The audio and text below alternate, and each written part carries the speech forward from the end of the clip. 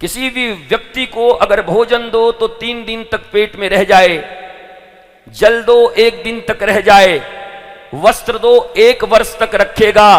पर याद रखो, प्रहलाद और ध्रुव को नारद जी ने ज्ञान दे दिया तो जन्म जन्मांतर तक राक्षस के घर में पैदा लेके भी महाभागवत हो गए। वो ज्ञान का दान था, वो जन्म जन्मांतर तक, युग युगांतर तक, कल्प कल्पांतर तक काम आता है। इसलिए दानों में भी अगर सर्वश्रेष्ठ दान है तो ज्ञान दान है, भगवत कथा दान है। द आर्ट ऑफ लिविंग, कैसे जिए, how to live a blissful life, कैसे हमारी जिंदगी में आनंद हो, प्रसन्नता हो, मस्ती हो, ये कोई दान करता है वो श्रेष्ठ है। ये कपड़े पानी देने वाले गली गली में हैं। जंगल चले जाओ, पानी मांगने की जरूरत नहीं पड़ेगी। जाओ किसी नदी के किनारे बस जाओ, किसी प्यासे को पानी देने की जरूरत नहीं पड़ेगी। काहे इतने प्यासे बने हुए हो? जंगलों में चले जाओ तो बता दिया, पत्ता खा के भी जिंदा रह सकते हो, जरूरत भी नहीं है किसी अन्न का। पत्ते खा के जिंदा रह सकते हो, पुष्प खा के जिंदा रह सकते हो, फल खा के जिंदा रह सकते हो। पूरे 25 महीने तक बिना जल के, बिना किसी अन्न के मैं खुद जिंदा रहा हूं। 1 ग्लास कोई एक फ्रूट का जूस 25 महीने तक, 2 वर्ष 1 महीने। अभी 2018 में कुछ तो नहीं बिगड़ा मेरा, बन ही गया बहुत कुछ। क्या बिगड़ गया? ये महत्वपूर्ण नहीं है। महत्वपूर्ण ऐसा है, मुझे याद आता है सिख पंथ में पंचम या छठे गुरु की यह कथा है। जब गुरु के दरबार में वो अपनी सेवा करते हैं, रूप सिंह उनका नाम है, मैंने कहीं कहीं कथा कही भी है। रूप सिंह की पत्नी, मां और बेटी, और वो गुरु साहब के यहां सेवा करते हैं। 20 साल से सेवा करते और 20 साल से घर में केवल 1 वक्त का अन्न मिलता था, वही बनता था, वही खाते थे 20 साल से। बाद में एक बेटी हुई उनके घर में, छोटी सी लाली गुड़िया, 5 साल की उसकी उम्र थी। 20 वर्ष हो गए। एक दिन गुरु साहब ने बुलाया रूप सिंह को, रूप सिंह हाँ इधर आ, मैं तेरी सेवा से प्रसन्न हूं, मांग आज कुछ मेरे से, जो मांगना है मांग ले आज। गुरु ने बुलाया आज, उसी गुरु दरबार में 20 साल से, और गुरु दरबार में 20 साल से रहते और भोजन सिर्फ 1 वक्त का पूरे परिवार का। सुनना आसान है माई बाप, पर जब तुम्हारे घर में यह बात पड़ेगी तब तुम्हें पता चलेगा। सुन लेना और तालियां बजाने देना बहुत आसान है, पर कर लेना बहुत मुश्किल है इस दुनिया में। ताली तो सब बजा लेंगे, सुन तो सब लेंगे, आंखों में आंसू तो आ जाएगा, सबरी। अब फिर उधर गए तो उठते के साथ सबरी गायब, मीरा गायब, फिर वही जिंदगी।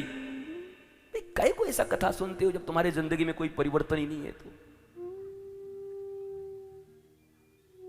तो रूप सिंह ने कहा कि जीवन भर मेरे साथ मेरी मां और मेरी पत्नी ने इस जीवन को जिया है, मैं उनसे पूछ लूं क्या?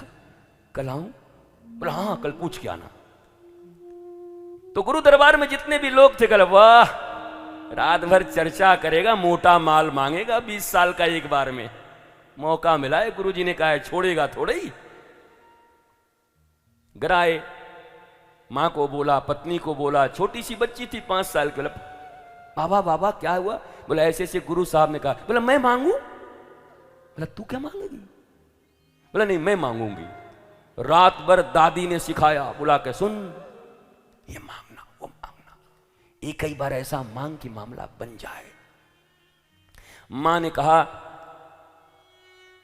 कुछ खेत मांग लो, किसी ने कहा धन मांग लो, ताकि गुरुजी की तरफ जीवन भर हमारा मन लगा रहे, हम अच्छे से सेवा करते रहें। जितने भी लोग मांगने के लिए भी सिखाते हैं ना, लॉजिकली सिखाते हैं, इलॉजिकल कोई नहीं होता दुनिया में। रावण भी राम से भिड़ने के लिए अपनी सेना को लॉजिकली सब सिखाया हुआ था कि बताओ भारत से आकर के जबरदस्ती हमारे ऊपर आक्रमण कर रहे हैं ये लोग। रावण की सेना इतनी मजबूत थी इतनी मजबूत थी, एक विभीषण को छोड़ करके, वो भी विभीषण को हनुमान जी जैसे गुरु मिल गए और समझा दिया ठीक ठाक से, नहीं तो विभीषण भी लाल बत्ती के चक्कर में ही फंसे हुए थे। सीता का हरण तो पहले ही हो गया था, छोड़ के आ गए होते। दोनों तरफ मन था, और रावण भी थोड़ा सा लिबर्टी दे के रखा था कि चल चल चल घर में राम नाम लिख ले, कोई बात नहीं, तुलसी लगा ले, पर रहेगा मेरे ही पास।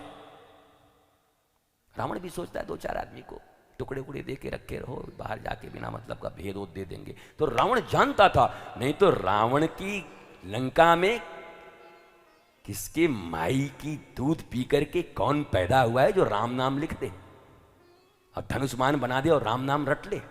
राम सुनते ही रावण भड़क जाता था, पर विभीषण पे नहीं भड़कता था। क्यों नहीं भड़कता था? वो भी रावण की कूटनीति थी कि ज्यादा अगर इसके ऊपर कड़ाई करूंगा तो ये भाग जाएगा, भाग के कहीं ना कहीं हमारे इधर उधर कर देगा मामला। और विभीषण भी सोचते थे, भैया चाहे जितने भी बुरे हों, लाख दुनिया में कोई कुछ कहे, पर हमको कहां रोकते हैं। देखिए हमको तो तुलसी लगाने दिए ना, हम तो राम राम करते। अब बेचारे का वो पर्सनल लाइफ है, उसमें थोड़ा बहुत, लेकिन मेरे लिए तो बहुत अच्छे, मेरे प्यारे भैया हैं, माई big brother, big boss. Vibhishan ये बोलता था। शायद इस एंगल से कभी रामायण को देखने का तुम्हें अवसर नहीं मिला है। हम तो सोचते हैं जब कभी 9 दिन का राम कथा करेंगे तो कितना एंगल ले आएंगे हम, वाल्मीकि रामायण से लेके, आध्यात्म रामायण से लेके, तुलसी रामायण से लेकर के, रामायण शतकोटि अपारा, अनंत एंगल हैं रामायण के। एक ही पात्र के अनंत अनंत दृष्टि से विचार किए जा सकते हैं। मौज आ जाएगी, स्फूर्णा आ जाएगी जीवन में। ओह ये अर्थ है, मैं तो जानता ही नहीं था। हम तो सीधा सीधा एक राम एक रावन्ना, एक क्षत्रिय एक बामन्ना, वाने वाकी सिया चुराई, वाने वाकी लंक जिराई, बस इतनी सी बातन्ना, तुलसी ने लिख दिया पोथन्ना। इतनी छोटी सी कथा है, तुलसी ने पोथी लिख दिया। इसलिए विभीषण भी रावण की बड़ाई करता था कि भैया चाहे कैसे भी हो, लेकिन मेरे भक्ति में विरोध नहीं करते। देखिए कितना अच्छा घर बनाया है, तुलसी लगाई है, भोग लगाता हूं, राम राम से रोज सुबह उठता हूं, कहां डिस्टर्बेंस है हमको तो लंका में भी डिस्टर्बेंस नहीं है। इसलिए जानकी हरण का न्यूज पता था विभीषण को। राम जी की पत्नी का हरण करके ले आया, जगदम्बा का हरण करके ले आया, फिर भी ये पड़े हुए। त्यागपत्र दे देते ना, नैतिकता के आधार पर त्यागपत्र देना था उसी दिन कि तुम जानकी का हरण करके ले आओ, मार दो, चाहे कुछ भी कर दो, तुम्हारे राज में मैं रहने वाला नहीं हूं। मेरी मां का हरण करके ले आया। और एक दिन शायद मिलने भी नहीं गए थे कभी। फॉर योर काइंड इंफॉर्मेशन, कभी विभीषण मिलने भी नहीं गया था सीता जी से। उसी अशोक वाटिका में थी, मिलने नहीं गए थे।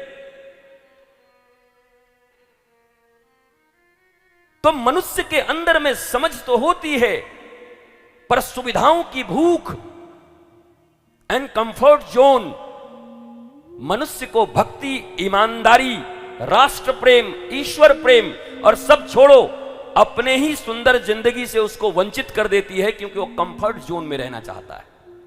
याद रखो, ये कंफर्ट जोन तुम्हें पूरी लाइफ के लिए डिस्कंफर्ट में डाल रहे हैं, तुम्हारे आने वाली पीढ़ियों को डिस्कंफर्ट में डाल रहे हैं। ये कंफर्ट जोन नहीं है।